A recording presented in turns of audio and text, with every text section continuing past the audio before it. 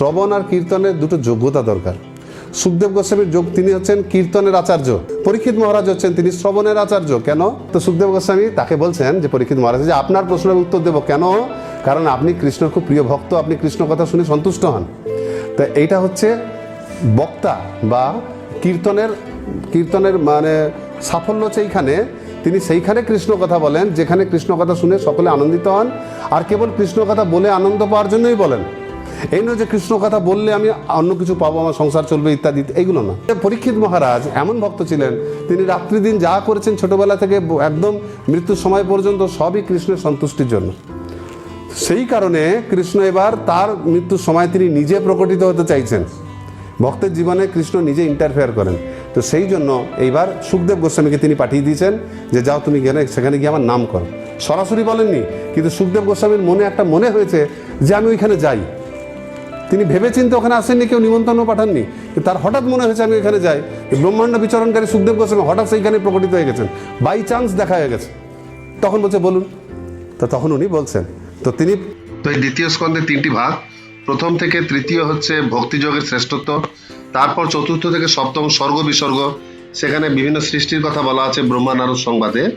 অবশেষে অষ্টম থেকে দশম হচ্ছে চতুশ্লোকী ভাগবত, পরীক্ষিত মহারাজের প্রশ্ন এবং শ্রীমদ্ ভাগবতের বিষয়বস্তু। দ্বিতীয় স্কন্ধ প্রথম চ্যাপ্টারের নাম, প্রথম অধ্যায় হচ্ছে ভগবত উপলব্ধির প্রথম স্তর, এটা প্রথম শিক্ষা।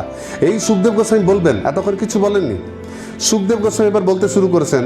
তো প্রথম সুখদেব গোস্বামী প্রথমে নাম করছেন, প্রথম শ্লোকে তিনি বলছেন, বরিয়ানে সতে প্রশ্নকৃত লোকহিতং নিপ, যে নিপতি তোমার অনেক ধন্যবাদ তোমাকে, তুমি দারুণ প্রশ্ন করেছো। তুমি কি এমন প্রশ্ন করছো যে প্রশ্নটা লোকহিত হবে। আমরা সবসময় কী করি, যে মরার সময় নিজের কথা ভাবি, কেউ বলে পারে দূর মশা আমার এখন অবস্থা খারাপ, আপনি এসব প্রশ্ন করছেন। তো ইনি মৃত্যুর সময়ও খালি নিজের কথা বলেননি যে দেখুন আমাকে অভিশাপ দিয়ে দিয়েছে, আমার কি করা যায়। উনি বলছেন মরণোন্মুখ ব্যক্তির কি উচিত, আবার সেই সঙ্গে এটাও বলছেন সাধারণ মানুষের কি করা উচিত, কি করা উচিত না। সাধারণ মানুষের কথা বলার কি প্রয়োজন ছিল, কারণ তিনি বৈষ্ণব সবসময় নিজের কথা ভাবে না। বৈষ্ণব প্রতি মুহূর্তে, এমনকি মৃত্যুর সময় সে আরও অন্যান্য অনেক লোকের কথা ভাবে। শ্রীল প্রভুপাদ অপ্রকট হওয়ার আগের মুহূর্তে তিনি হয়তো নির্জন ভজন করতে পারতেন, তিনি মনে মনে রাধাকৃষ্ণের দিব্য লীলার মাধুর্য রসে ধ্যান করতে পারতেন, কিন্তু তিনি শেষ মুহূর্ত পর্যন্ত আমাদের জন্য ভাগবতমের ট্রান্সলেশন করে যাচ্ছিলেন। তার কি প্রয়োজন ছিল, কিন্তু তিনি করে যাচ্ছিলেন, কারণ বৈষ্ণব সবসময় সকলের জন্য তিনি ভাবেন। তো পরীক্ষিত মহারাজ এরকম ভেবেছেন বলে তাকে সুখদেব গোস্বামী সাধু সাধু বলছে। আপনার প্রশ্ন খুব ভালো, খুব উত্তম প্রশ্ন।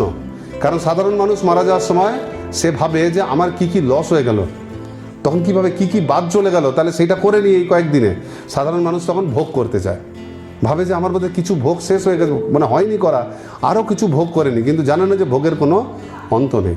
সেই জন্য সুখদেব গোস্বামী, ছোট বাচ্চারা দেখবেন কোথাও যখন বেড়াতে যায়, মামা বাড়ি বেড়াতে যায়, কোথাও অন্য কোথাও বেড়াতে গেছেন, দীঘাতে, পুরীতে, দার্জিলিংয়ে, আপনি যেদিন চলে আসবেন আপনি ব্যাগটা প্যাক করে নিচ্ছেন, সকালে হয়তো 10টায় ট্রেন, 9টায় বেড়াতে হবে, বাচ্চারা 9টা বাজতে 5-এ তখন দেখবেন খেলছে, রেডি হয়নি, হয় মামাতো ভাইদের সঙ্গে খেলছে, কি দীঘাতে গেছেন তো পুরীতে গেছেন জলে খেলছে, কিছু না কিছু। ওর চল যাওয়ার টাইম হয়ে গেল, তুই থেকে যাবি তো, ও তখনও খেলে যাবে। মেয়েরে বকে মাকে এনে জোর করে জামা কাপড় পরিয়ে টানতে টানতে নিয়ে যেতে হবে। তো আমরা ওই সময় আমাদের খেলা আর শেষ হয় না, বুঝলেন তো। মরার সময় ভাবি যে আরেকটু খেলে নি, তারপর ঘরে গিয়ে যা হবে হবে। তো আমরা ওই রকম জমদূতের কাছে পরে মার খাবো। কিন্তু যদি ভালো বাচ্চা হয় তাহলে আগে থেকেই ভাবো আজকে তো আমাকে যেতে হবে ঘরে, আর তো এখানে মোহে পড়ে থাকলে হবে না, তাহলে আগে থেকে জিনিসপত্র গুছিয়ে প্যাকটা করে নিই। এবার ওইখানে গিয়ে এমন কিছু কাজ করতে হবে যাতে বাবা মা আমাকে ভালো বলে, বকাঝকা না করে। তো পরীক্ষিত মহারাজ যেরকম প্রশ্ন করেছেন বলে উনি এখানে তার নাম করছেন। এইবার তার প্রশ্নের উত্তর দেবেন। দুটো প্রশ্ন ছিল মেনলি, সাধারণ মানুষের কি করা উচিত আর কি করা উচিত নয়। তো তিনি প্রথমে তিনি উত্তর দিচ্ছেন 2 থেকে 4, প্রথম অধ্যায়ের 2 থেকে 4-এ তিনি কি করা উচিত নয় সবার আগে বলছেন, কি করা আমাদের উচিত নয়। 2 নম্বর শ্লোকে বলছেন, দেখুন এটা শুনুন অর্থগুলো, তাহলে বুঝতে পারবেন। বলছেন, হে রাজশ্রেষ্ঠ, আত্মতত্ত্ব আলোচনায় উদাসীন। আত্মতত্ত্ব আলোচনা বুঝতে পারেন, ভক্তিমূলক, যে আমরা কথা বলছি, কাউকে ডাকুন, বলে দূরে এইসব শুনে কে রবিবার দিনটা নষ্ট করছে, মাথা খারাপ হয়ে গেছে। সারাদিন হয়তো কবিরা তো সারা সপ্তাহে যারা ঘরে বসে আছে, বসে বিরক্ত লেগে গেলো, কিছু করার কাজ নেই, তাকে এখনও বলুন যে আপনি রবিবার দিন 1 ঘন্টা আমাদেরকে দিন, তাও দিতে পারবেন না, বলবে আমার সময় নেই। তো এইরকম যারা ব্যক্তি, তাদের এইরকম বিষয় আসক্ত গৃহমেধীদের অসংখ্য শ্রবণীয়, কীর্তনীয় এবং স্মরণীয় বিষয় আছে। এখন একটা শব্দ আপনারা অনেকবার শুনেছেন, গৃহমেধী, শুনেছেন? গৃহমেধি কাদের বলে? যারা ঘরে থাকে কিন্তু ভগবত ভক্ত নয়। কেন শব্দটা মেধি কাকে বলে জানেন তো? এটা হচ্ছে সেই তেল বার করে, কলুর তেল বার করে না, মাঝখানে যে মেশিনটা থাকে, ওই কাঠের পাটাটা, আর একটা দণ্ড বেরিয়ে থাকে, দণ্ডটার সঙ্গে একটা বলদকে লাগিয়ে দেওয়া হয়। অনেকে চোখ বেঁধে দেয় বলদটা, ও বুঝতে পারে না কোথায় হাঁটছি, চোখ বোধ হচ্ছে অনেক হাঁটছি বোধ হয়, আর ও গোল গোল হাঁটছে, একটু বড় পথটা করে চক্রাকার, যাতে বুঝতে না পারে। ও গোল গোল হাঁটতে থাকে আর তেলটা পিষতে থাকে। তো কিন্তু ও কত হাঁটে, ওই হাঁটাটাকে আপনি যদি জুড়ে দেন পরপর, ওতে হেঁটে আমেরিকা পৌঁছে যাবে। কিন্তু যেহেতু এক জায়গাতেই গোল গোল হেঁটে যাচ্ছে, ওর কোনো কাজ হয় না, জিরো। ফিজিক্সে বলবে স্মরণ শূন্য, ওর কার্য শূন্য হয়েছে, কোনো কাজ করতে পারেনি। কেন পারেনি? ওই লাঠিটা বাঁধা ছিল বলে। ওই রকম আমরা গৃহস্থ মানুষ, ভক্ত হন বা অভক্ত হন, একটা পুরুষ সে যখন থেকে গৃহস্থ জীবনে প্রবেশ করেছে, মৃত্যু পর্যন্ত কত খাটে। প্রবেশ করার আগেও ছোটোবেলা থেকে পড়াশোনা, হাবি জাবি, টিউশন পড়তে হচ্ছে, কত কি ছোটাছুটি, তারপরে একটা চাকরি পেলো কি পেলো না, কি ব্যবসা করে। আপনারা প্রত্যেকে যত পুরুষ আছেন খাটাখাটি করেন না ঘরের জন্য, আবার মাথাজিরাও করে সারাদিন সকাল থেকে রাত পরে। সেই জন্যই সবাই আবার রাতে দুঃখও করে, এ বলে ধুর, এ চাইতে ব্রহ্মচারী হলে ভালো হতো, সারাদিন খেটে মরে সংসারের জন্য, তাও খালি অভিযোগ বলে এটা দেয় না ওটা দেয় না। আর মাথাজিও বলবে যে আমি যদি কোনো অন্য কারো ঘরে যদি কাজ করতাম এতক্ষণে কত টাকা পেতাম, এর ঘরে খেটে যাচ্ছি আর একটা কিছু দেয় না, তা আমি ভালো মানুষ বলে বেশি কিছু চাই না। এটা বলে দুজনে, বাবা বলবে মাও বলে, প্রত্যেকে বাচ্চারা তখন বলে বাবা এরকম বলে, মা এরকম বলে। কারণ এইবার এরা দুজনে, এখানে দুজনকেই বলা আছে, স্ত্রী বা পুরুষ দুজনেই আমরা ওই বলদের মতো। বলদ কাকে বলে? যার বুদ্ধি থাকে না। আমরা হচ্ছে ওই বলদ, যে যাদের মেধিটা, ওই যে একটা কাঠ আমাদের ঘরের সঙ্গে, সংসারের ঘরের সঙ্গে লাগিয়ে দিয়েছে ফিট, ওই গরুটা বুঝতে পারে না কাঠটা লাগানো আছে, আমরাও বুঝতে পারি না আমাদের একটা কাঠ আছে, আমরা বুঝতে পারি না। ওই কাঠের চক্করে আমরা ওইখানে ঘুর ঘুর করে সংসারের চারদিকে ঘুরছে, ওইটার কথাই ভাবছি, যা কিছু করছি মাথা ওইটা থাকছে যে আমার ঘরের কি লাভ হবে এতে, এই কাজটাতে আমার কি লাভ হবে, এই আমার লাভটা, আমরা এত কিছু ঘুরছি, ফলে আমাদের সমস্ত লাভ লোকসান ওই ঘরের চারিদিকে থেকে যাচ্ছে। তো এই রকম ব্যক্তি যারা যা কিছু করে ঘরে ভোগ করার জন্য করে, তাদেরকে বলে গৃহমেধি। যাদের মেধি দণ্ডটা ঘরের সঙ্গে আটকানো আছে, যতই ঘুরুন ওই গোলগলি ঘুরবেন, বেরাতে পারবেন না। যাদের ওটা ভেঙে গেছে, যাদের মেধিদণ্ডটা কৃষ্ণর সঙ্গে লাগানো আছে, ফলে কৃষ্ণকেন্দ্রিক সংসার, তারা হচ্ছে গৃহস্থ, তারা গৃহে থাকে ইচ্ছা করে থাকতে, তাদেরকে চিঠি দেওয়া হয়নি ঘরের সঙ্গে যে ঘরে থাকতে হবে একে। যে নিজের স্বেচ্ছায় গৃহে থেকে আশ্রমের মতো সেখানে আচরণ করে, সে হচ্ছে গৃহস্থ। আর যাকে জোর করে ঘরের সঙ্গে চেন দিয়ে বেঁধে দিয়েছে, সে থাকতে বাধ্য, সে হচ্ছে গৃহমেধি। তো ওদের বলছেন অনেক বিষয় আছে, ওদের স্মরণ করার জন্য, কীর্তন করার জন্য, শোনার, বকবক করার, শোনার আর মনে মনে ভাবার অনেক বিষয় আছে।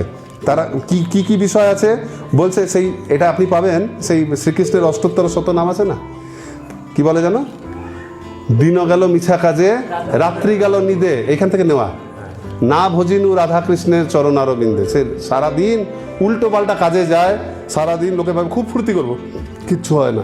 সারাদিন পর রাতে এসে ভাবে ঘরে এসে আনন্দ করবো, রাত্রিরে ঘুমিয়ে সঙ্গ করে সারা দিন রাত শেষ হয়ে যায়, পরের দিন ভাবে আবার ফ্রেশ করে করবো। তো এইটাই হচ্ছে তাদের করণীয় কাজ। এইটা যখন নিজে করে বোর হয়ে যায়, তখন এই জিনিসটাই সিরিয়ালের মাধ্যমে, টিভির মাধ্যমে লোকের সম্বন্ধে আলোচনা করে লোককে নিজের থেকে ছোট দেখিয়ে ভালোবাসে। দেখবেন সাধারণ জগতে লোকে যত না লোকের নাম করে, তত বেশি বদনাম করে। অভক্ত লোকেরা ভক্তদের কথা বাদ, নিজেদেরও নাম করে না। সবাই সবসময় সঙ্গ মানে একজন আরেকজনের পরনিন্দা, পরচর্চা বলে না, পরচর্চা মানে কারো না কারো খারাপ বলা হবে। কেন জানেন? কারণ সবাই চেষ্টা করে অন্য কাউকে খারাপ বললে নিজেকে ভালো বলতে। যখনই কোনো ছেলে পরীক্ষায় ফেল করে যায়, মনে করুন 40-এর মধ্যে 38-35 পেয়ে গেছে, তখনই সে আরও 2-4টে ছেলেকে জোগাড় করবে যারা ফেল করে গেছে 10 পেয়ে। সেইগুলো এনে বাবা মাকে প্রথমে দেখাবে, এই দেখা আমাদের স্কুলে এরা তো সব 10 পেয়ে গেছে, তুই কত পেয়েছিস? আমি তাও 35 পেয়েছি। কারণ ওরা ওদের থেকে খারাপ, মানে আমি তুলনামূলকভাবে ভালো, সেইটা দেখানোর জন্য। তো বলছে এগুলো সব কিন্তু এদের আলোচনার বিষয়। আর কি করো, ওই গানের পর কি ছিল তারপর, যে না ভজিনু রাধাকৃষ্ণ চরণ আরবিন্দে, ফলরূপে পুত্রকন্যা ডাল ভাঙি পড়ে, কালরূপে সংসারেতে পক্ষবাসা। মানে পুত্রকন্যা ফল কিন্তু ভেঙে পড়ে যাচ্ছে, ওটা স্থায়ী নয়। তো এখানেও সেটা বলছে যে এরা কি করে, এই ধরনের ব্যক্তিরা তাদের আত্মীয় স্বজন, পুত্র পত্নী আদি অনিত্য সৈন্যদের প্রতি আসক্ত হয়ে জীবনের সমস্যা সমাধানের চেষ্টা করে না। এখানে আপনার ঘরের ফ্যামিলির লোককে সৈন্য বলেছে, মানে স্ত্রীদের ক্ষেত্রে, স্বামীর ক্ষেত্রে, প্রত্যেকের ক্ষেত্রে। তিনি ছাড়া আপনার যে সমস্ত আত্মীয় যাদেরকে নিয়ে আপনি বাঁচেন ঘরে, তাদের সবাইকে বলছে আপনার সৈন্য। সৈন্য কেন? আপনি যুদ্ধ করতে যাচ্ছেন। সৈন্য মানে এটাই, আপনি যখনই ঝামেলায় পড়েন কার কথা স্মরণ করেন? একটা স্ত্রী যখন ঝামেলা পাবে তার বরকে কি বলবে, ছেলে বড় তো ছেলেকে বলবে, বাবা মাকে ফোন করে জানাবে আমার এই প্রবলেম হয়ে গেছে, তারা চেষ্টা করবে সাহায্য করার। আমরা সাহায্যের জন্য যার কাছে হাত বাড়াই তারা হচ্ছে আমাদের সৈন্য, যারা আমাদের জীবন যুদ্ধে জয়ী করবে। তো বলছে আমরা ওই রকম ভাবি যে আমার স্ত্রী পুত্র এরা সব আমাদের সৈন্য, কিন্তু অ্যাকচুয়ালি কেউ আমাদেরকে প্রকৃত সমস্যা সমাধানের সময় হেল্প করতে পারে না। তো এইটা হচ্ছে গৃহমেধিদের কাজ। তার মানে কি বুঝতে হবে, এটা আমাদের উচিত না উচিত না? হ্যাঁ, এইভাবে ঘুরিয়ে বলছেন। তাহলে প্রথম প্রশ্নের উত্তর হলো যে কি কি অনুচিত, এটা প্রথমেই বলে দিচ্ছেন। দেখুন, প্রথম শুরু হচ্ছে বলবেন যে খালি ইস্কনের বিধি নিষেধ করে। অনেকে বলে আমরা রাধাকৃষ্ণ ভজনা করতে এসেছি, কোথায় মধুর মধুর কথা শুনবো, খালি বলে এটা করা যাবে না ওটা করা যাবে না। সুখদেব গোস্বামী, আমরা কে বলার, সুখদেব গোস্বামী প্রথম প্রবচন দিয়ে প্রথমে কথাটার নাম করেই যে আপনার প্রশ্ন খুব ভালো বলেই বলে দিচ্ছে গৃহমেধি যারা ভগবানের প্রতি আসক্ত নয় তারা এইগুলো করে। বুঝতে পারলেন? আপনি একটা লোককে জানিয়ে দিলেন যারা বদমাইশ চোর গুন্ডা হয় তারা এইগুলো করে। এবার খুব মূর্খ লোক হলে বলবে আমাকে তো কই করতে মানা করেনি। সে বুঝে নিতে হবে যে এটা চোর গুন্ডাদের কাজ বলেছে, মানে এটা আমার করার নয়। তাহলে এইগুলো আমাদের জীবনে করা অনুচিত। কারণ উনি তো জোর করে বলবেন যে অনুচিত, উনি বলছেন বুঝে নাও। কৃষ্ণ যেরকম অর্জুনকে সব কিছু বলে বলছেন না যে আমি তোমাকে সব বললাম, এবার তুমি কোনটা ইচ্ছা তুমি সেটা করো, আমি কিছু চাপিয়ে দেবো না। বেশ, এইবার প্রশ্ন কি, দ্বিতীয় প্রশ্ন কি ছিল, আমাদের কি কি করা উচিত, এইটা উনি বলছেন প্রথম অধ্যায়ের 5ম শ্লোক থেকে। আমি শ্লোকটা পড়ছি, খুব সুন্দর। প্রথম আমাদের নির্দেশ দিচ্ছেন কি দেখুন, তস্মান ভারত সর্বাত্মা ভগবান ঈশ্বর হরি শ্রোতব্য কীর্তিতব্যশ্চ স্মর্তব্যশ্চ ভয়ম। যে তস্মান ভারত সর্বাত্মা, ভগবান এখানে নাম বলছেন সর্বাত্মা, মানে সকলের হৃদয়ে অবস্থিত পরমাত্মা। আত্মা আমরা, পরমাত্মা হচ্ছেন ভগবান, তাহলে তিনি সবার হৃদয়ে রয়েছেন। আর হচ্ছেন ভগবান আর ঈশ্বর। সাধারণ মানুষ ভগবানকে কন্ট্রোলার ঈশ্বর বলে জানে, বলছেন হরি, যিনি হচ্ছেন সাক্ষাৎ কৃষ্ণ, তার নামও বলছে। মানে আপনার মনে যেন কোনো সন্দেহ না থাকে যে সুখদেব গোস্বামী কিন্তু ওই ভগবানের কথা বলছে, কৃষ্ণর কথা বলেনি। তিনি প্রথম বলছে সর্বাত্মা, ভগবান, ঈশ্বর, হরি। আর কি বাকি রইল, সবই তো বলে দিল, হরির নাম বলেই দিল হরি। এবার সেই হরি কেমন না, যিনি আমাদের সমস্ত দুঃখ সমস্ত জাগতিক বন্ধনকে তিনি হরণ করে নেন। তাহলে আমাদের কি করা উচিত হরির প্রতি, স্মরতব্য কীর্তিতব্যশ্চ স্মর্তব্যশ্চ। তিনটে, একটা হচ্ছে শ্রবণ, কীর্তন, স্মরণ। ঠিক আছে, সবসময় তার নাম করুন, তার গুণগান করুন, যত গুণগান করবেন আবার তত শ্রবণ করুন, আর শেষে সেটা স্মরণ করুন। এই তিনটে হচ্ছে আমাদের কর্তব্য, সোজা জিনিস, শ্রবণ, কীর্তন আর স্মরণ। এইটা প্রত্যেকটা মানুষের প্রত্যেক সময় করা উচিত। এইটার জন্যই এত কিছু, বিগ্রহ অর্চন করাও এটার জন্যই। কারণ ভগবান সর্বত্র, এই দেওয়ালেও আছে, এই ফ্যানটার মধ্যেও আছে, ফ্রিজেও আছে, সর্বত্র। কিন্তু এইগুলো দেখে আপনাদের হৃদয়ে শ্রদ্ধা জাগছে না। আপনার ওই অল্টারটা দেখলেই তখন মনে হচ্ছে এইখানে রাধা মাধব আছে, এখানে একটা প্রণাম করা উচিত। কিন্তু কোনো গাছপালা পাথরে তো আপনি দেখতে পাচ্ছেন না, যেহেতু আপনার সেই দর্শন হয়নি। তো সেই জন্য আপনার জন্য এটা। তাহলে এই সব কিছুর উদ্দেশ্য একটা, বাড়িতে অল্টার রাখে, ভগবানের ছবি রাখে কেন, যাতে দেখে আমাদের কৃষ্ণর কথা মনে পড়ে যায়, স্মরণ হয়ে যায়। তো এই স্মরণটাই আসল। তো এইখানে উনি বলছেন, আরও তিনি প্রশ্ন, পরেরটা আগে বলছি। তখন পরীক্ষিত মহারাজ মনে মনে হয়তো ভাবছেন যে আর তিনটের জায়গায় একটা বলুন, একটা, তিনটেও সবাই করতে পারবে না, একটা বলুন যেটা করলে সব হয়ে যাবে। তখন বলছেন উনি যে গুণানুকথন হরে, হরির গুণ অনুকথন মানে কীর্তন, শ্রবণ, কীর্তন, স্মরণ, এই তিনটের মধ্যে মানে প্রথম কোনটা, কীর্তন না, প্রথম বলতে না, প্রথম বলতে বলছি এই তিনটের মধ্যে শ্রেষ্ঠ হচ্ছে কীর্তন। তাহলে কীর্তন কে করতে পারবে? আপনি যখনই ভগবানের গুণগান করতে চাইবেন, আপনাকে কেউ বলছে ভগবানের দ্বারকা লীলার সময় দ্বারকার একটু গুণগান করুন, তা আপনাকে তাহলে কি করতে হবে সঙ্গে সঙ্গে? আর সঙ্গে সঙ্গে আপনাকে মানে খুলতে হবে তো লীলা পুরুষোত্তম শ্রীকৃষ্ণ, ধরে না আপনার দ্বারকা মনে। যদি বলেন প্রভু আমি জানি, তাহলে নিশ্চয়ই কারোর থেকে শুনেছেন। তাহলে আপনাকে কীর্তন করতে গেলে আগে কি করতে হবে? হ্যাঁ, সারা জীবন ওটাতে চাষ করা।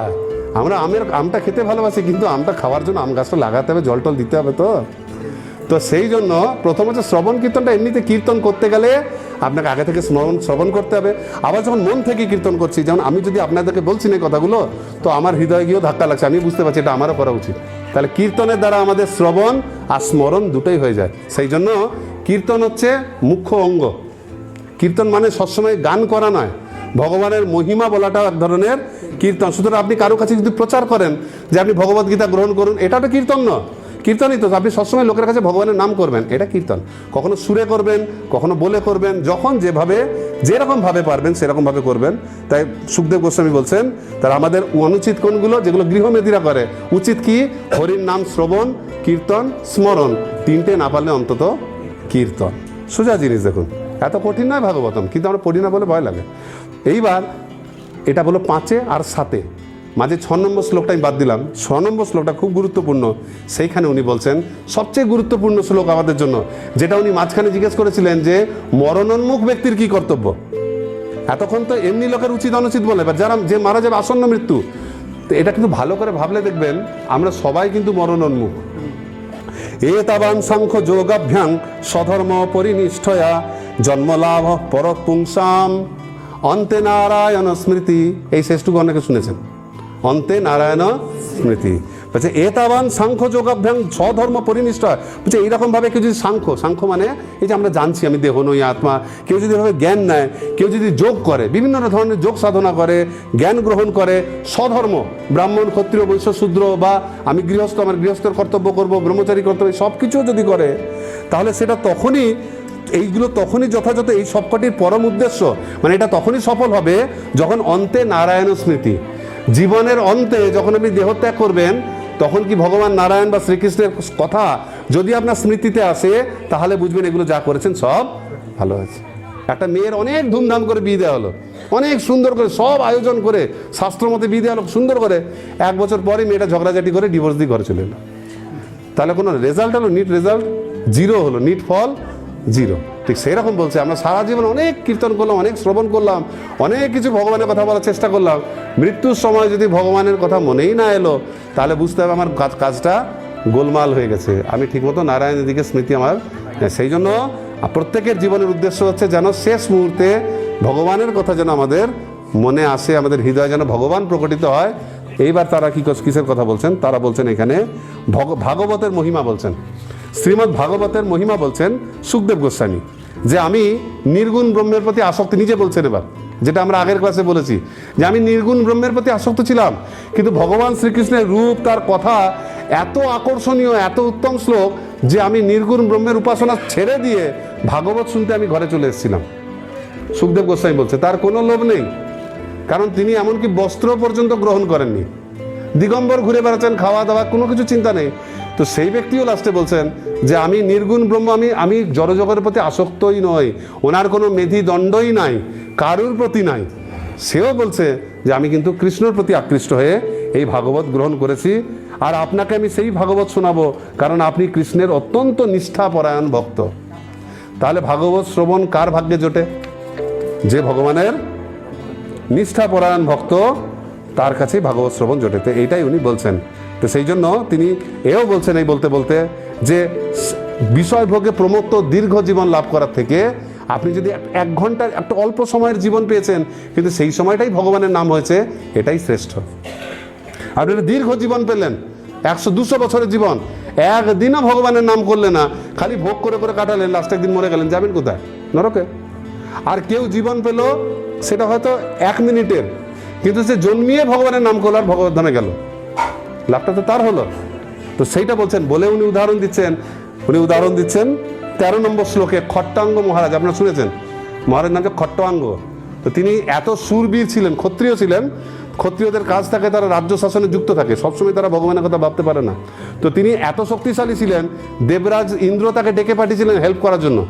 দেবতাদের সঙ্গে মিলে তারা অসুরদেরকে অনেক বধ করেছে, দেবতারা খুশি হয়েছে যে আপনি আমাদের অনেক সেবা করেছেন। তাকে ডেকে একদিন তার গ্লোরিফিকেশন, সবাই দেবতারা নাম করছে, দেবতাদের সবাই তাকে মালা টালা এসব দিচ্ছে, নিয়ে বলছে একটা বর চান, বলছে এটা আমার কর্তব্য, বলছে না একটা বর চান, দেবতাদের সাহায্য করলে একটু দিতে হয়, এটা একটা নিয়ম, নয়তো আমাদের সম্মান থাকবে না, কিছু একটা চান আমরা আপনাকে দেবো।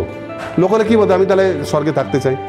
উনি বলছেন যে আমি তো অনেক সময় এসব করে কাটালাম, আমার জীবনে আর কতটুকু আয়ু আছে এইটুকু বলে দিন। তখন ইন্দ্র বলছে যে আপনার জীবনে মানে পৃথিবীর হিসেবে আর 1 ক্ষণ মাত্র আয়ু আছে, অল্প একটু টাইম আছে, আপনার মৃত্যু চলে একটু পরে মারা যাবেন আপনি।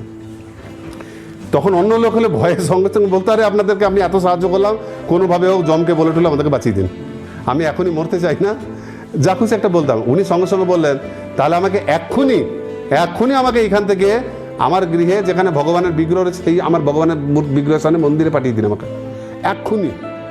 তো ওই এক্ষুনি সঙ্গে সঙ্গে তিনি বলেছেন 1 মিনিট সময় আছে মৃত্যুতে, ওই 1 মিনিটের সঙ্গে সঙ্গে কৃষ্ণর কথা ভেবেছেন, আর যে মৃত্যু হয়েছে ভগবত ধামে গেছেন।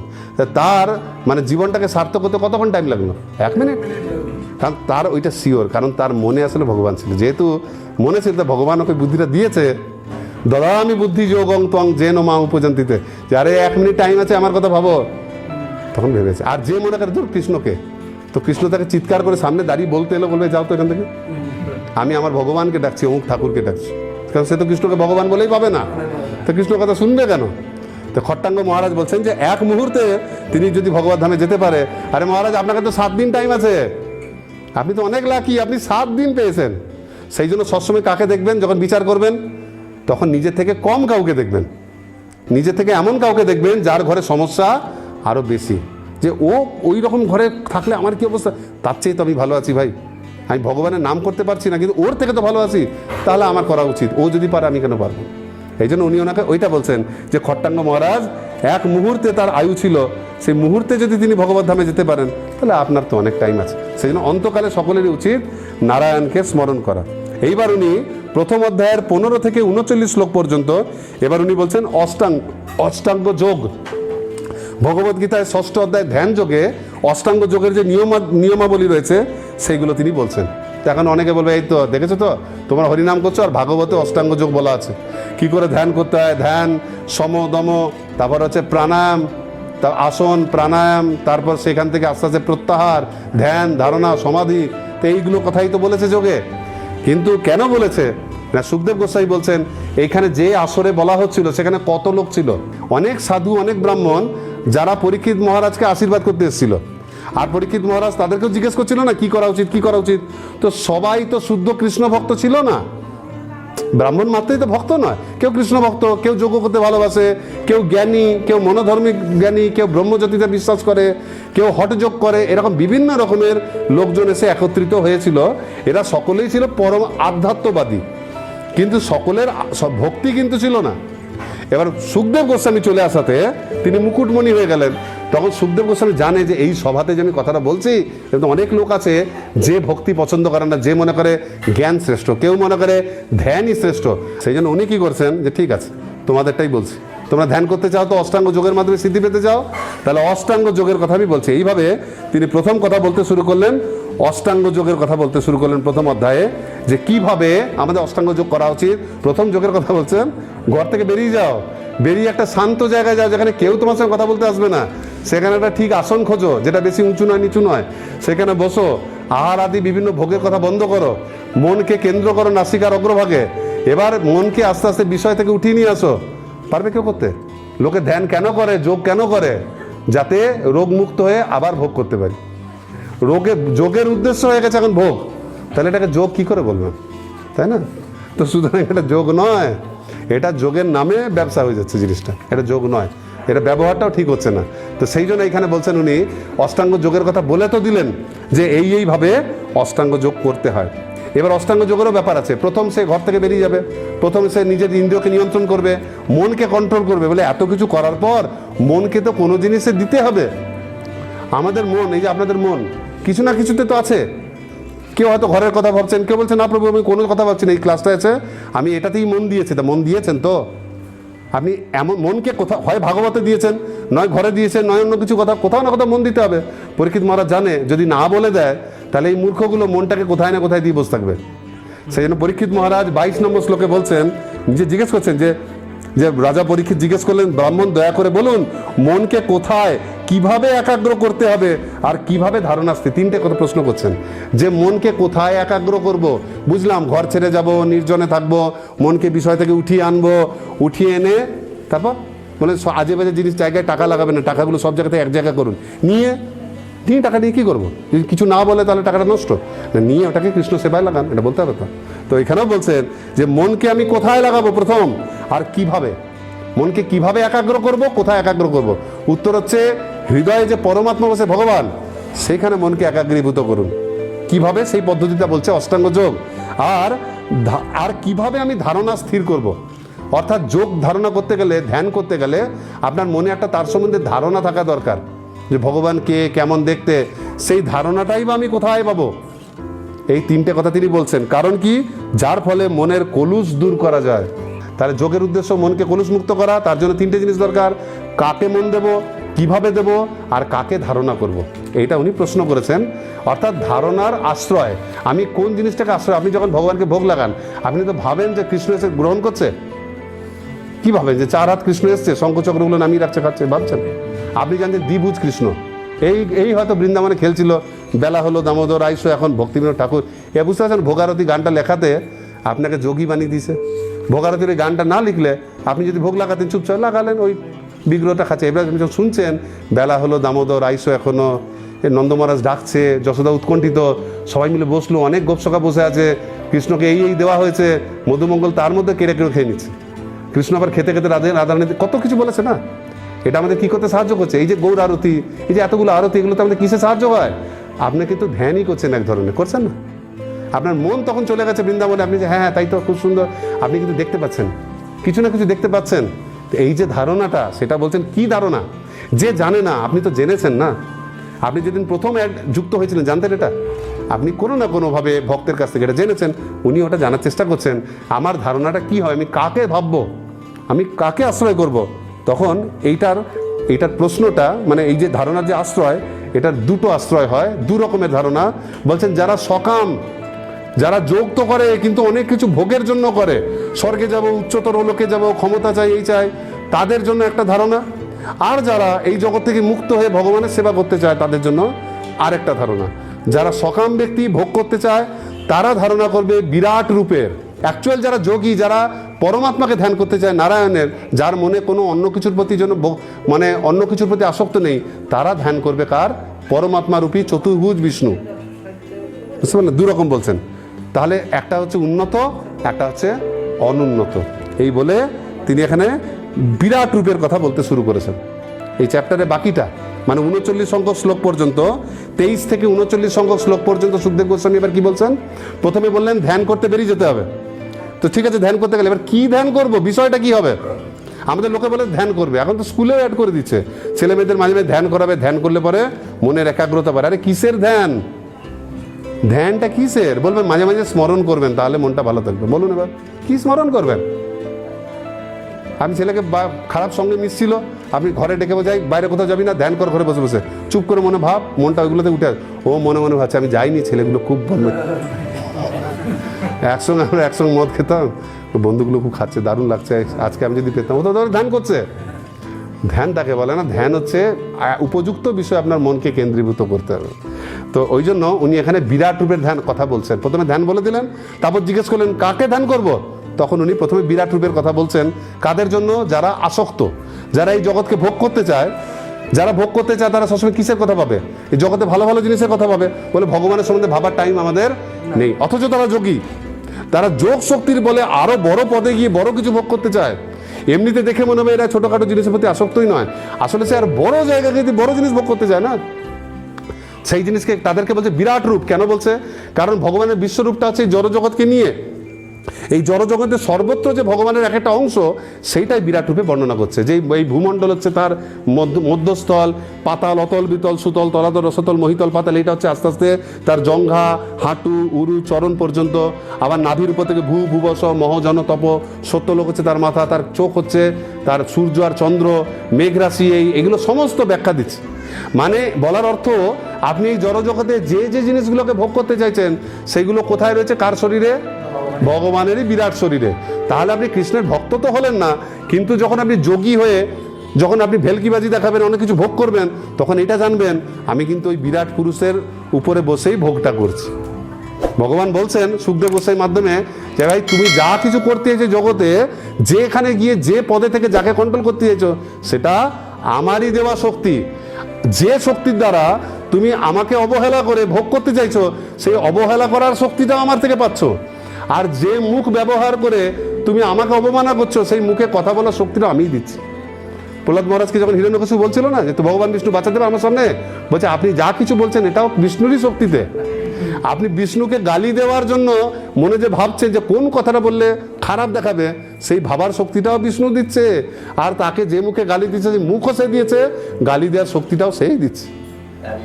তো সেটা আপনার এবং আপনাকে সেই ক্ষমতাও তিনি দিয়েছেন। তো এখানে সেই জন্যই বলছেন, তাহলে বুঝতে পারলেন যারা প্রথম শ্রেণীর ব্যক্তি, যারা কৃষ্ণকে পছন্দ করে না, সরাসরি কৃষ্ণের রূপ দেখতে আসক্ত নয়, মানুষ বলে না যে কুকুরের পেটে ঘি সহ্য হয় না, বলে না যে সবাই সব জিনিস একবারে নিতে পারে না, তার ওইটাই পছন্দ, ওই জিনিসটা খেয়ে খেয়ে অভ্যাস হয়ে গেছে। তো সেই জন্য যোগীদেরকে প্রথমে বিরাট রূপের কথা বলা। ভক্তরা বিরাট রূপের প্রতি আসক্ত নয়, কারণ বিরাট রূপটা একটা অনিত্য রূপ, এই জড় জগতের, ওটা সত্যিকারের নয়। যতক্ষণ জগৎটা আছে ততক্ষণ আছে, এই রূপটা বৈকুণ্ঠে নাই। তাহলে বিরাট রূপটা কাদের জন্য? বিরাট রূপটা কাদের জন্য? উন্নত যোগী না অনুন্নত যোগী? অনুন্নত যোগীদের জন্য হচ্ছে বিরাট রূপ। এইবার দ্বিতীয় চ্যাপ্টার, হৃদয় অভ্যন্তরস্থ ভগবান। তার মানে কার কথা বলছে? হৃদয় কে থাকে? পরমাত্মা। ভগবান কি রূপে থাকে? পরমাত্মা রূপে থাকে।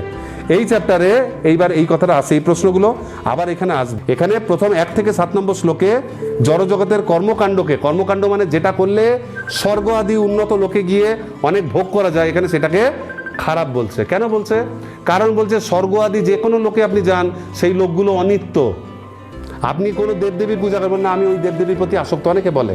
বা বেশ, কেন তার পূজা করেন না? তার পূজা করলে এইগুলো পাওয়া যায়। আরে ভাই, তুমি যেগুলো পাওয়া যায় কতদিন ভোগ করবে? মরে যাওয়ার পর? বলে মরে যাওয়ার পর তার কাছে যাব, ওইখানে গিয়ে ভোগ করবো। বেশ, সেই দেবতার লোকটা কতদিন না? যতদিন ব্রহ্মার একদিন। ব্রহ্মার এক কল্প, ব্রহ্মার দিন হচ্ছে কল্প, আর ব্রহ্মার রাত হচ্ছে বিকল্প। ওই ব্রহ্মার একদিন মানে 1000 চতুর্যুগ পর ওই লোকটাই তো থাকবে না, ওই দেবতাই পদচ্যুত হয়ে যাবে। তাহলে তুমি আর কি ভোগ করবে? অর্থাৎ যারা কর্মকাণ্ডের দ্বারা স্বর্গ পেতে চায় সেটা ঠিক নয়, সেটা অনিত্য। তাহলে নিত্য কি? নিত্য হচ্ছে মুক্তি। এই সব জিনিস থেকে বেরিয়ে যাওয়াটাই হচ্ছে ভালো। স্টেপ বাই স্টেপ বুঝাচ্ছেন উনি, একবারে ভক্তির কথা বলছেন না। যারা ভোগ করতে চায়, জড় জগতের বিষয়ের প্রতি আসক্ত, তাদেরকে বলছেন যে এই সমস্ত কর্মকাণ্ডের মাধ্যমে স্বর্গে গিয়ে ভোগ করাটা বেকার, কারণ স্বর্গ সুখটা অনিত্য, দুদিন পর স্বর্গটাই থাকবে না। তার চেয়ে ভালো তুমি এখান থেকে বেরিয়ে গিয়ে মুক্তি লাভ করো, এই কথাটা ওনাকে বলছেন। সেই জন্য বলছেন যে কিন্তু এটা উপলব্ধি সাপেক্ষ, এটা সবার উপলব্ধি হয় না। এইবার তিনি দ্বিতীয় অধ্যায়ের 8 থেকে 32 নম্বর শ্লোকে এইবার পরমাত্মার বর্ণনা দিচ্ছেন। প্রথমে বর্ণনা দিলেন বিরাট রূপের, এইবার বর্ণনা দিচ্ছেন হৃদয়ে পরম। আমরা জানি নারায়ণ থাকে কেমন দেখতে, কত বড়, কি সাইজ, কি পড়ে আছে, সেটা জানাচ্ছে আমাদেরকে। না অন্য যোগীরা যারা এরকম কর্মকাণ্ডের দিয়ে স্বর্গে যেতে ভালোবাসে না, যারা সত্যিকারের বুদ্ধি আছে, তারা কি চায়? হৃদয়ে অবস্থিত চতুর্ভুজ শঙ্খ চক্র গদা পদ্মধারী প্রাদেশ মাত্র পুরুষকে ধারণার দ্বারা স্মরণ করেন। প্রাদেশ মানে জানেন? মানে হচ্ছে ওই 9 ইঞ্চি। এবার বলছেন কেমন তিনি না? তার মুখমণ্ডল প্রসন্নতা ব্যক্ত করছে। তাহলে বুঝতে মুখটা কেমন হয় ভগবানের? খুব সুন্দর হাসি মুখ হবে, চক্ষুদয় কমল ফুলের মতো, কমল দলের মতো আয়ত, বসন কাপড়টা কদম ফুলের কেশরের মতো পিত, মানে সেই ডিপ হলুদ রঙের, হলুদের মতো মূল্যবান রত্ন অলঙ্কার পরে আছে, মস্তকে কিরিটি পরে আছেন, কোটি দেশে মেখলা, এমনি করে প্রত্যেকটা অঙ্গে, মানে পায়ের নুপুর থেকে শুরু করে, আপনি মন্দিরে গেলে এত দেখেন না। শেষে 12 নম্বর শ্লোকটা আমি গুরুত্ব দিচ্ছি, বলছেন ভগবানের উদার লীলা হাস্যযুক্ত কটাক্ষপাত, মানে মনে হয় আপনার দিকে হেসে তাকিয়েছে। কেমন লাগবে দেখতে? আপনার দিকে তাকাচ্ছে, আপনি যখনই দেখবেন আপনার দিকে তাকিয়েছে হাসি মুখ করে, এবং যে চমৎকার ভ্রু ভঙ্গি, এই যে ভ্রুগুলো, আমরা রেগে গেলে একরকম করি, হাসলে একরকম করি না, এই ভগবানের যে ভ্রু নাচানো, এইটা দেখলে পরে যে কোনো ব্যক্তি পাগল হয়ে যায়। গোপীদের ঘরে মাখন টাখন সব চুরি করে চলে আসতো, যখন ধরে নিয়ে এসে যশোদার কাছে নালিশ করতে যেত, কৃষ্ণ যে ভ্রুটা এমন নাচাতো, ওই দেখে ওদের মুখ দিয়ে আর কিচ্ছু বেরাতো না, এত ভালো লাগতো ওটা দেখে, সব ভুলে যেত, পাগল হয়ে যেত। তো বলছি পরমাত্মার ভ্রু ভঙ্গিটা এত সুন্দর যে মনকে ওইখানে লাগাও, ওইটা দেখে নিলে আপনার কোনো দিকে মন যাবে না। একবার রামানুজাচার্য নাম শুনেছেন তো? শ্রী সম্পদে আচার্য, তিনি কোথায়? তিনি মেনলি থাকতেন তিনি রঙ্গনাথে, শ্রীরঙ্গপত্তনম। তো শ্রীরঙ্গমে তিনি এখন যখন যাচ্ছেন, দেখছি ওই রাস্তা দিয়ে একটা শূদ্র বণিক, মানে বোঝা যাচ্ছে বড় লোক, কিন্তু তখনকার দিন তো শূদ্র বোঝা যাচ্ছে, এখন শূদ্র হলেই মেন জায়গা দিয়ে অনেক বড় লোক, একটা ছাতা নিয়ে যাচ্ছে ওর বউর উপর ধরে, আর বউটা সেজে গুজে যাচ্ছে সোনার গয়না পরে, ও পড়েছে, বউয়ের উপর ছাতা ধরে বলছে কিরকম লোক রে বাবা। লোকটা কিন্তু স্ত্রৈণ নয়, হেভি পাওয়ারফুল লোক, পাওয়ারফুল শক্তিশালী, কিন্তু স্ত্রীর মাথায় ছাতা ধরে যাচ্ছে, আর স্ত্রীর দিকে তাকিয়েছে, কোনো দিকে যাচ্ছে। তখন রামানুজাচার্য ওকে দেখতে পেরেছে, ওকে ডেকে বলছে, এই তুমি রাস্তা দিয়ে হাঁটছো, কোনো দিকে না তাকিয়ে স্ত্রীর দিকে কেন তাকাচ্ছ? ওর নাম ছিল ধনুর্দাস। বলছে যে আপনি আমার স্ত্রীর দিকে আগে তাকান, তাহলে বুঝতে পারবেন। বলছে আমার স্ত্রীর চোখগুলো এত, বোর চোখটা দারুণ ছিল, কোনো স্ত্রী বলছে এত সুন্দর চোখ, তো আমি ওই চোখ যেদিন থেকে দেখেছি তবে ওকে বিবাহ করেছি, আর আমি কোনো দিকে তাকাতে পারি না, আমার এত ভালো লেগেছে আমার কোনো দিকে চোখ যায় না। রামানুজ বলছে হ্যাঁ তোমার স্ত্রী চোখ দেখার যোগ্য, সাধারণত যে কোনো জড়ভোগী মানুষ আসক্ত হয়ে যাবে।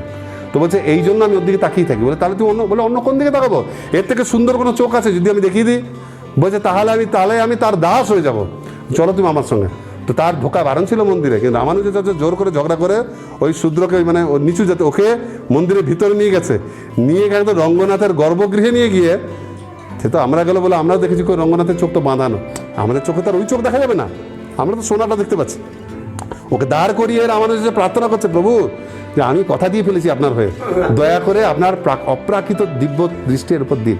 এবার রামানুজাচার্য ভক্ত বলেছে মানে ভগবান দিতে বাধ্য, ভক্ত গ্র্যান্ড করে দিয়েছে তো ভগবান দিতে বাধ্য। তখন ওই রঙ্গনাথ যেই দৃষ্টি দিয়েছে ওর দিকে, আর ধনুর্দাস মানে এত আসক্ত হয়ে গেছে, ধনুর্দাস আর স্ত্রী ওই মুহূর্তে ওইখানে রামানুজাচার্যের চরণের উপর বলছে যে আজ থেকে আমরা আপনার দাস।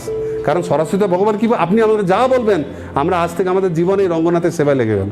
দ্বিতীয় অধ্যায়ের 13 নম্বর শ্লোকে বলছেন যে চিত্ত যত শুদ্ধ হবে ধ্যান ততই গভীরতা লাভ করবে। প্রত্যেক মানুষের উচিত শ্রীপাদ পদ্ম থেকে শুরু করে চরণ থেকে হাস্যজল মুখ পর্যন্ত তার ধ্যান করা। প্রথমে চরণ, তারপর গোড়ালি, তারপর জঙ্ঘা, উরুচ, এইভাবে তার কথা ভাবা। আমরা যদি ধ্যান করতে নাও পারি অন্তত কৃষ্ণের প্রতিটা অঙ্গ দেখবেন। প্রভুপাদ বলছে মন্দির তাদের জন্য যারা ভগবানকে দেখতে পায় না, আমরা ওখানে গিয়েও তাড়াহুড়ো করি যে আমাকে দাঁড়াতে হবে মন্দিরে গিয়ে, সবার আগে লাইনে দাঁড়িয়ে যাবো, তাড়াতাড়ি কোনো রকমের গুরু পূজা করে দিলাম, ফুলটা দিয়ে দিলাম 1 নম্বরে লাইন ভেঙে, তাড়াতাড়ি চরণামিত নিলাম, একটু কীর্তন করলাম, সবার আগে পোষাতে বসে 9টার পোশাক। আরে তাড়াতাড়ি করে যাবেনটা কোথায়? ঘর থেকে গেছেন তো ভগবানকেই দেখতে। যদি আপনাকে 50 জনের পিছনে, তো 50 জনের পিছনে দাঁড়িয়ে বুঝবেন যে ভগবান চায় যে তুমি আরও কিছুক্ষণ 50 মিনিট তুমি মন্দিরে থাকো, তাই আপনাকে 50 জনের পিছনে দাঁড় করাচ্ছে, এগুলো দেখার চেষ্টা করবে। তো এটাই এখানে বলছেন যে ভগবানকে এইভাবে দেখা উচিত কাদের? যারা উন্নত, যাদের মনে কোনো রকম আসক্তি নেই। আর যাদের আসক্তি আছে তারপরে শ্লোকেই বলছে ঠিক আছে তাদেরও দুঃখ পাওয়ার কিছু নাই। তাদের শ্লোকে বলছে যে পরমেশ্বর ভগবানে প্রেম ভক্তির উদয় যতক্ষণ না হয় ততক্ষণ যত্নপূর্বক বিরাট রূপে ধ্যান করবে। তাহলে সোজা ভগবান কাউকে বাদ দিল না। যে কৃষ্ণের প্রতি আসক্ত হয়েছে সে পরমাত্মার ধ্যান করবে, যে আসক্ত হয়নি সে বিরাট রূপে ধ্যান করবে। তাহলে কোনো মারামারি নেই যে আমরা তো ভক্ত নই তাহলে আমরা অন্য কারো ধ্যান করবো না, সবাই ভগবানেরই ধ্যান করবে। ভগবানের যে লেভেল অবধি যেতে পারবে সেই লেভেল অবধি ধ্যান করবে। এইখানে ভগবান দুটো ভাগ করছেন। এরপর তিনি 15 থেকে 21 নম্বর শ্লোকে এইবার বলছেন এই ধ্যানের ফলটা কি হবে। 15 থেকে 21 নম্বর শ্লোকে তিনি এবার বলছেন যে ধ্যানের ফলে কি হবে। যারা পরমাত্মাকে ধ্যান করবে তাদের কি হবে না, তাদের ষট চক্র যোগ পদ্ধতি বলছে। তারা প্রথমে কি করবে, তাদের মনকে, মানে আমরা তো মনের দ্বারা সব কিছু করি, সমস্ত ইন্দ্রিয়কে মনে লীন করবে। মানে ইন্দ্রিয়গুলোর কাজ বন্ধ, মনে দিয়ে ভাববে। মনকে বুদ্ধির দ্বারা আত্মাতে লীন করবে। এটা আবার কি কথা? মানে মনকে ভগবানে আসক্ত স্থির করবে, মনকে বুদ্ধির দ্বারা আত্মাতে লীন করবে। এবার আত্মাকে সূক্ষ্ম শরীরে নিয়ে যাবে, তারপর তারা আস্তে আস্তে প্রাণবায়ুতে অধিষ্ঠান করবে। প্রাণবায়ু দ্বারা তারা, আমাদের শরীরে 6টা চক্র আছে, একদম নিম্নস্থানে যে চক্র সেই চক্র থেকে প্রাণবায়ুকে আস্তে আস্তে চতুর্দল পদ্ম থেকে, তারপর অষ্টদল পদ্ম, তারপর দ্বাদশ দল, এরকম করে করে আস্তে আস্তে মেরুদণ্ড বরাবর সুষুম্না স্নায়ু বরাবর প্রাণবায়ুকে আস্তে আস্তে উপরে নিয়ে আসবে। মানে আত্মাকে সব কিছু থেকে কাটবে, ফ্রি করবে, তারপর ট্রেনে চাপাবে। ওটা ট্রেন একটা, সেটাতে চাপাবে, ফ্লাইটে চাপাবে রকেটের মতো, ওটাতে বসিয়ে এখানে নিয়ে আসবে, তারপর কপালে নিয়ে এসে তারপর তিনি চোখ কান নাক এইগুলো রুদ্ধ করে, তিনি যদি খুব শক্তিশালী ব্যক্তি হন, তার যদি ভোগ বাসনা কেটে গিয়ে থাকে, তাহলে ব্রহ্মানন্দ ভেদ করে তিনি চলে যাবেন। বুঝতে পারলেন? এবার তিনি যদি অনাসক্ত হন তাহলে ব্রহ্মানন্দ ভেদ করে সে সরাসরি ভগবত ধামে যাবেন, ব্রহ্মজ্যোতি পার করে। কিন্তু যদি আসক্ত হন, এখানেও বলছে তাহলে তিনি প্রথম কোথায় যাবেন? প্রথমে তিনি যাবেন, এখানে বলছেন প্রথমে তিনি যাবেন, যদি তার ভোগ আকাঙ্ক্ষা থাকে তাহলে তিনি যাবেন প্রথমে বৈশ্যানর লোকে। মানে বৈশ্যানর মানে এই স্বর্গের অনেকগুলো লোক আছে, যে লোকে অগ্নি থাকে, সে এই দেহকে ভেদ করে কোথায় যাবে? অগ্নি লোকে। স্বর্গে যেমন ছায়াপথ আছে, মানে বাইরে ভূমণ্ডলে, শরীরের ভিতরেও আছে, তো সেই পথে সেই জায়গায় ধ্যান লাগিয়ে ওইখানে পৌঁছাবে। অনেকে এটার বিকৃত মানে করে বলে যে শরীরের মধ্যেই সব আছে। দেখুন অনেকে বলে এই শরীরের মধ্যেই বৃন্দাবন আছে, শরীরেই সব, বাইরে কিছু নাই। আরে শরীরে আছে মানে বাইরে নাই আবার কেন? বাইরে আছে, বাইরের একটা ছোট নকশা শরীর। আপনি বলবেন আরে প্রভু সারা পৃথিবী ঘুরে কি? আমার ফোনের মধ্যে সারা পৃথিবী আছে। নাই? আপনি গুগল ম্যাপ বার করলে কোথায় কি কোন রাস্তা গলি সব পাবেন না? তাহলে আপনার ফোনেই তো সব আছে। আপনার ফোনে আমেরিকার ম্যাপ দেখাচ্ছে আমেরিকার অমুক জায়গার অমুক গলি, তার মানে কি সত্যি ওইটা নাই? মূর্খ লোকই ভাববে যে আমার ফোনেই তো সব আছে, তাহলে আর সত্যিকারে বোধহয় নাই। তা না, বলছে তোমার ফোনে যেটা আছে সেটাকে দেখে নাও, সেইখানে মনটা স্থির করো, সেইখানে যাওয়ার চেষ্টা করো, সেখানে পিন ড্রপ করো, তারপর ঘর থেকে ডিরেকশন খোঁজো কত কিলোমিটার চলে যাবে। তো এখানেও সেটা বলছেন যে তারা প্রথমে কোথায় যায়, বৈশ্যানোর লোকে, সেখানে অগ্নিতে তাদের দেহটা শুদ্ধ হয়। তারপর বৈশ্যানোর লোক থেকে তারা যায় শিশুমার চক্রে। তো শিশুমার লোকটা কোথায়? শিশুমার লোক হচ্ছে ধ্রুবলোকের উপরে। ধ্রুবলোককে দেখেছেন তো? ধ্রুবকে তো সবাই দেখে, ধ্রুবতারা। এই ধ্রুবতারার উপরেই হচ্ছে শিশুমার চক্রের কেন্দ্র। শিশুমার মানে হচ্ছে শুশুক, ডলফিন, একটা ঝুলন্ত ডলফিন ওই আকাশের মধ্যে সবসময় ঝুলছে। যেমন আমরা তারাগুলো দিয়ে যোগ করে করে বানাই না, সিংহ রাশি, মেষ রাশি, সেরকম একটা শশক, অনেক একগুচ্ছ তারা দিয়ে একটা ঝুলন্ত ডলফিনের একটা দেহ হয়, যেটা যোগীরা ধ্যান করে। গর্ভদোষায় বিষ্ণু নাভি হচ্ছে শিশুমার চক্রে। ওই শিশুমার চক্রে যখন পৌঁছাবেন তখন ওইখানে ভক্ত সঙ্গ হবে, তখন সে ওই শিশুমার চক্রেরই যে ধ্রুবলোক, ঠিক তার পিছনে অন্ধকার, এটা আমাদের খালি চোখে দেখা যায় না, ওখানে আছে ক্ষীর সমুদ্র। তখন ক্ষীরোদকসাই বিষ্ণুর সঙ্গে আপনার সম্পর্ক হবে, আপনি বিষ্ণুর সেবাতে যুক্ত হবেন। কত সুন্দর জিনিসটা! কিন্তু কার জন্য? যে কোনো জায়গায় যার প্রতি আসক্ত নয় ভগবান ছাড়া।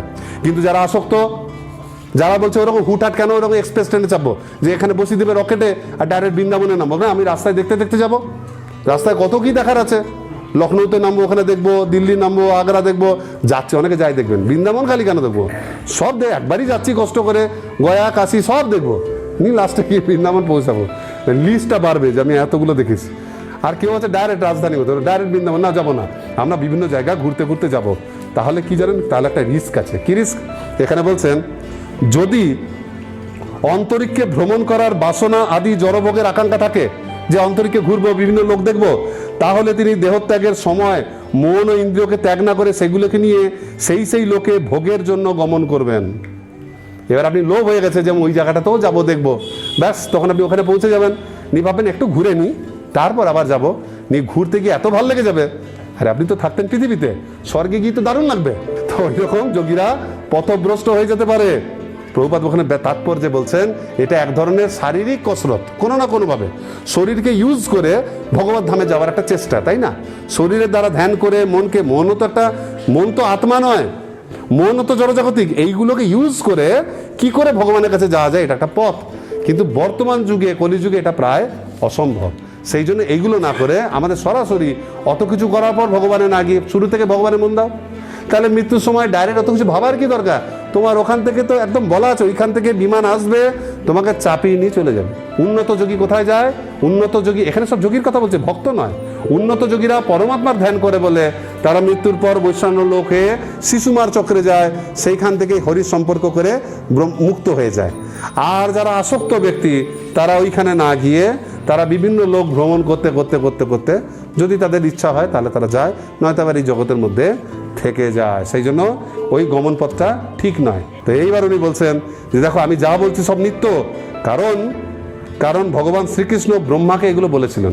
ব্রহ্মা যখন কৃষ্ণের তপস্যা করেছিলেন, বাসুদেব, সেই বাসুদেব ভগবান এসে ব্রহ্মাকে সব কিছু জানিয়েছিলেন। সেই জন্য বলছি, এবার কি বলছেন দেখুন, 33 সংখ্যক শ্লোকে মন দিয়ে শুনুন। বলছেন যে ন হতন্য শিবপন্থা বিশত সংসৃতাবিহ বাসুদেবে ভগবতী ভক্তিযোগ যত ভবে। ব্রহ্মাণ্ডে ভ্রাম্যমান জীবদের ভগবানের প্রেমময়ী সেবা ছাড়া ভববন্ধন মোচনের আর কোনো মঙ্গলময় পথ নেই। এই জগৎ থেকে যদি মুক্ত হতে চান, ভগবানের প্রেমময়ী সেবা ছাড়া অন্য কোনো পথ শিব মানে মঙ্গলময় নয়। ওইসব পন্থা আমি বললাম তো বটে, জিজ্ঞেস করলেন বলে দিলাম, বাবু হ্যাঁ বাসে যাওয়া যাবে, দিল্লি এইভাবে যাবেন, লাস্টে বছর যাবেন না, ঝামেলায় পড়বেন, আমি বলে দিচ্ছি আমরা এইভাবে যাই, আপনি এইভাবে যান। তখন আপনি বলেন আরে ও নিজেই, যে আমাকে রাস্তা বলছিল যাওয়ার, সে নিজেই বলে দিচ্ছে যেতে যাবেন না, ঝামেলায় পড়বেন, তাহলে কি করতে যাব? তাহলে প্রভু কিসে যাব বলে দিন, আপনি কিসে যান? না আমি এটাই চাপি চলে যাবেন, আচ্ছা তাহলে তাতেই যাবো। আমি যাকে বিশ্বাস করেছি সেই বলে দিচ্ছে, যে ব্যাখ্যা করলো সে এখনই বলছে ভগবানের প্রেমময়ী সেবা ছাড়া আর কোনো মঙ্গলময় পথ নেই। বুঝতে পারলেন? তাহলে এবার প্রমাণ দিচ্ছেন, বলবেন সুখদেব গোস্বামী আবেগে বলেছে, বলছেন ব্রহ্মা 3 বার মন দিয়ে বেদ পড়েছিলেন। ভাবুন, কত বেদের অত শ্লোক, অত কিছু, ব্রহ্মা 3 বার মন দিয়ে বেদ পাঠ করেছিলেন, পুঙ্খানুপুঙ্খভাবে বিচার করেছিলেন 34 সংখ্যক শ্লোকে। তারপর তিনি এই সিদ্ধান্ত করেছিলেন যে পরমেশ্বর ভগবান শ্রীকৃষ্ণের প্রতি আকর্ষণই হচ্ছে ধর্ম অনুষ্ঠানের পরম পূর্ণতা।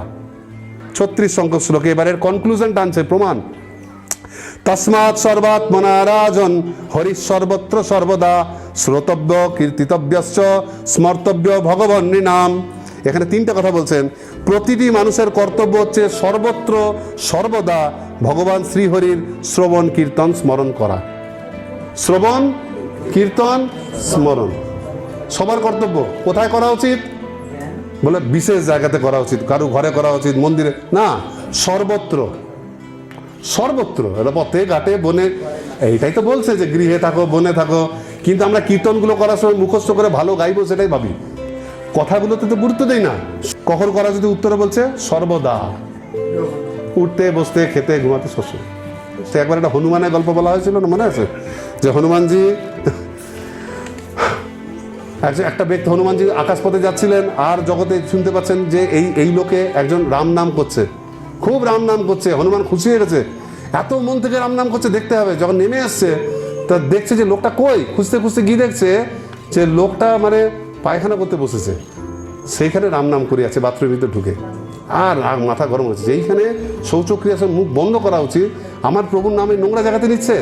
খুব রাগ হয়েছে, হনুমান বাইরে দাঁড়িয়েছে, রাগে গজগজ করছে। যখন বেরিয়ে, মানে হনুমান রামচন্দ্র ছাড়া কিছু বলছে, যেই বেরিয়ে এসছে বলছে কে রাম নাম করছে, আমি করছেন, এক চর দিচ্ছে। হনুমানের চর খেয়েছে, মুখ লাল হয়ে গেছে, চলে গেছে হনুমান রাগ করে। ও তো বুঝতে পারলো না কে আছে। হনুমান সেজে এসেছিল ব্রাহ্মণ সেজে, ব্রাহ্মণ এলোই বা থেকে চর মেরে কোথায় চলে গেল। তখন চলে গেছে, নিয়ে আবার অযোধ্যায় গেছে রামচন্দ্রের কাছে। রামচন্দ্র দেখা করছে না, বলছে ডাকছে অনেক, প্রভু প্রভু প্রভু। তখন ঘুরেছে, মুখ ঘুরিয়ে অন্যদিকে মুখ করে বসে আছে। অনেক ডাকছে, প্রভু কি হলো, কথা বলছে না। বলছে তোমার কি খবর বলো।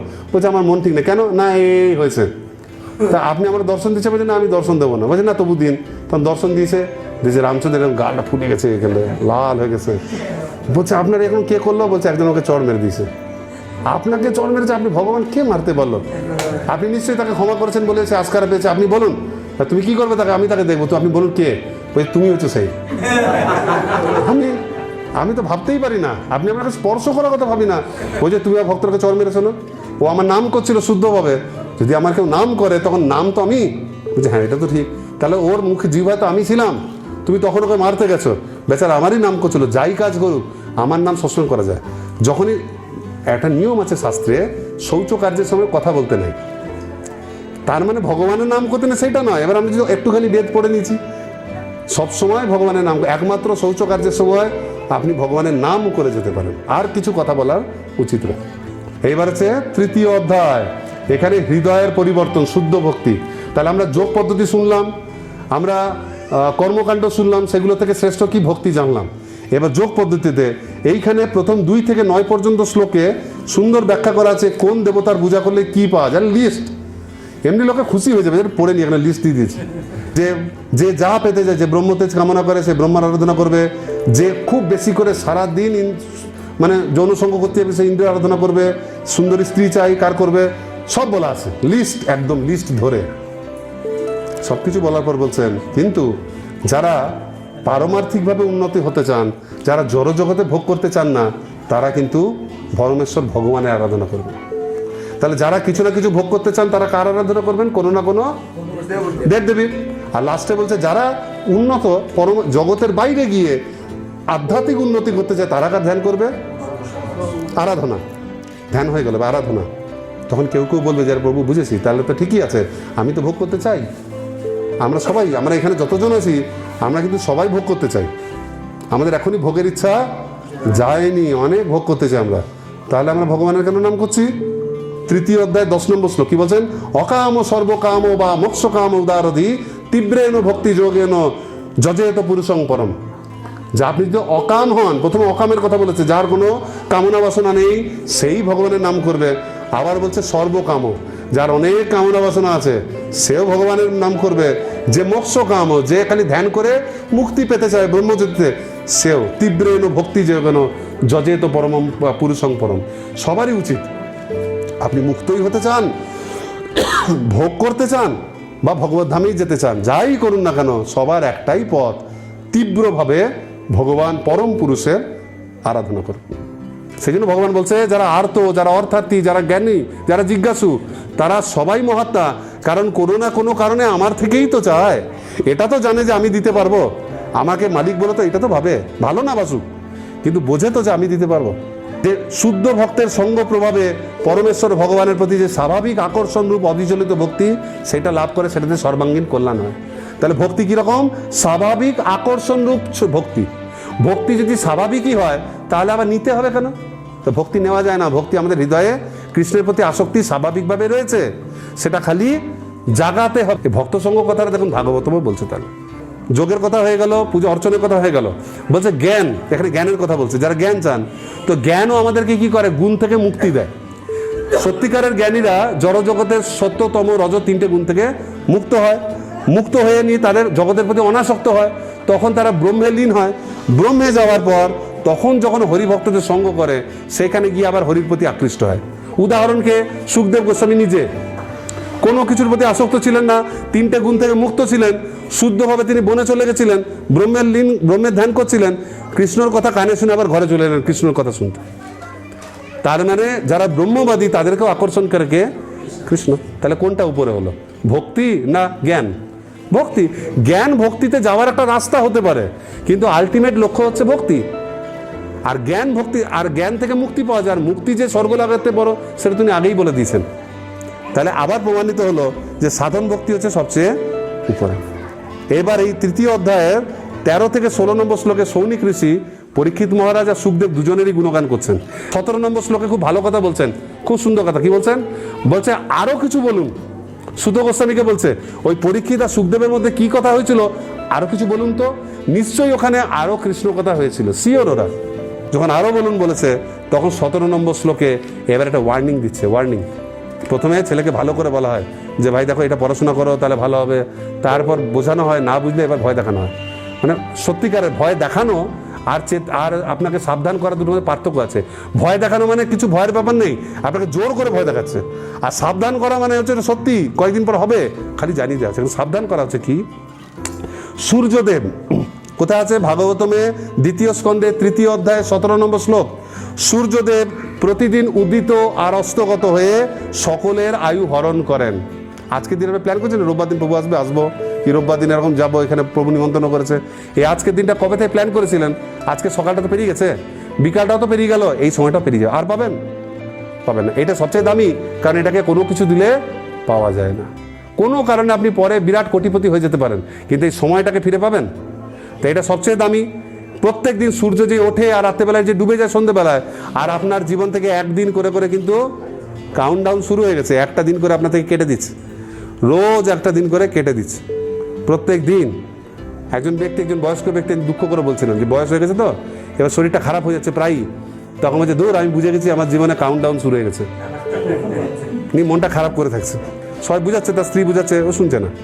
তাই তখন শুনে মনে হলো যে কাউন্টডাউন ওই দিন থেকে শুরু হয়নি, যখন জন্মেছিল সেদিন থেকে কাউন্টডাউন শুরু হয়ে গেছিল। একদিন করে সূর্য তো রোজ নিচ্ছে। আমার কাছে 100 টাকা ছিল, তখন 99, 98, 90 পর্যন্ত পাত্তা দেয়নি। এখন যখন কমতে কমতে 17, 16, 11, 5, 9 হয়ে গেছে, তখন দেখছি পকেটটা তো খালি হয়ে যাচ্ছে। তখন মনে হচ্ছে তো ঠিক সেই রকম সূর্যদেব প্রত্যেকদিন উঠে আমাদের জীবনে আয়ু নিয়ে নিচ্ছে। তাহলে সময়টা পেরিয়ে যাচ্ছে, প্রত্যেক দিন হরিনামে লাগান। ওই কাল করবো পরশু করবো থাকলে সময় তো শেষ হয়ে যাচ্ছে, কবে করবেন? কিন্তু এখানে একটা আশার কথা আছে। দেখুন, সূর্যদেব প্রতিদিন উদিত অস্তগত হয়ে সকলে আয়ু হরণ করেন, কিন্তু যারা মঙ্গলময়, সর্বমঙ্গলময় পরমেশ্বর ভগবানের কথা আলোচনা করে তাদের সময়ের সদ্ব্যবহার করেন, তাদেরই আয়ু তিনি হরণ করেন না। বুঝলেন? যারা এই সময়টা কৃষ্ণ কথা আলোচনা করে ব্যয় করে, তাদের আয়ুটা হরণ হয় না। বলবে তারা বুড়ো হয় না, মরে না? এটা আবার কি কথা হলো? তাহলে হরণ হয় না মানে গল্পটা এইরকম, আপনি পকেটে 100 টাকা নিয়ে মেলা ঘুরতে গেছেন, আপনি পকেটে 100 টাকা নিয়ে কলকাতা গেছেন বই মেলা বা কোথাও, 100 টাকাই ধরুন, 100 টাকা নিয়ে আপনি কোনো মেলাতে গেছেন, নিয়ে ভাবছেন অনেক কিছু কিনবেন, অনেক বই টই কিনবেন, হয়তো অনেক 1 টাকায় বই পাওয়া যায়। আর এক এক দোকানে ঢুকছেন, আর প্রতি দোকানে কোনো না কোনো পকেট মার আপনার পকেট থেকে 1 টাকা করে মেরে দিচ্ছে। আপনি বুঝতে পারছেন না, প্রতি দোকানে যত ঘুরছেন বইটাই কিনছেন না। গিয়েই যদি কিনে নিতেন 100 টাকার বই, তাহলে তো চুরি করতে পারতো না। আপনি চুরি কিনছেন টিনছেন না, খালি দোকানে দোকানে ঘুরছেন, আর প্রতি দোকানে কোনো না কোনো লোক আপনাকে ধাক্কা দিচ্ছে আর 1 টাকা করে। তাহলে আপনার কমছে তো, লাস্টে হাত দিয়ে দেখবেন আমার সব টাকাই গেল, যা আশাটাই বেকার হলো। আর একটা লোক, সে 100 টাকা নিয়ে গেছে, সেও সব দোকানে ঘুরেছে এবং গিয়েই সে প্রত্যেক দোকানে 1 টাকা করে বই কিনেছে। ফলে সে 100 টাকার বই কিনে ও ওখানে ফিরে এসছে, ও বলছে আমার পকেট ফাঁকা। এও বলছে আমার পকেট ফাঁকা, কিন্তু ও বলছে আমি পকেট ফাঁকা করে বইগুলো কিনে নিয়েছি, আমার কাজ শেষ, এইগুলো নিয়ে আমি ঘর যাব। আরও বলছে আমার গোটাটাই লস গেল, খালি পকেট শেষ হয়ে গেল। এরও টাকা শেষ, এরও টাকা শেষ, কিন্তু এরটাকে বলছে হরণ, এরটা বলছে হরণ হয়নি। কেন? এরও তো টাকা শেষ হয়েছে, কিন্তু টাকাটার বদলে তো বই পেয়েছে। যারা রাত্রি দিন এই সময়টা কৃষ্ণ কথা বলে, কৃষ্ণ কথা প্রচার করে, মহিমা বর্ণনা করে, শ্রবণ কীর্তন স্মরণ করে ব্যয় করে, তাদের সময়টা নষ্ট হয় না। সময় যায়, কিন্তু সময়টা ঠিক কাজে লেগে যায়। ফলে তার মৃত্যু যত কাছে আসে, তার তত ব্যাংক ব্যালেন্স, পারমার্থিক ব্যাংক ব্যালেন্স বাড়ে। সুতরাং তার ভয়ের কি আছে? কিন্তু বসে বসে যদি কাটিয়ে দেন, আজকাল আজ ভালো লাগছে, বৃষ্টি বৃষ্টি ওয়েদার, আজ থাক, কাল করবো, কাল পরশু করবো, এমনি করতে থাকলে প্রতিদিন আস্তে আস্তে চলে যাবে, আস্তে আস্তে দিনটা শেষ হয়ে যাবে, তখন আর করার সুযোগ পাবেন না। এটাই বলছেন।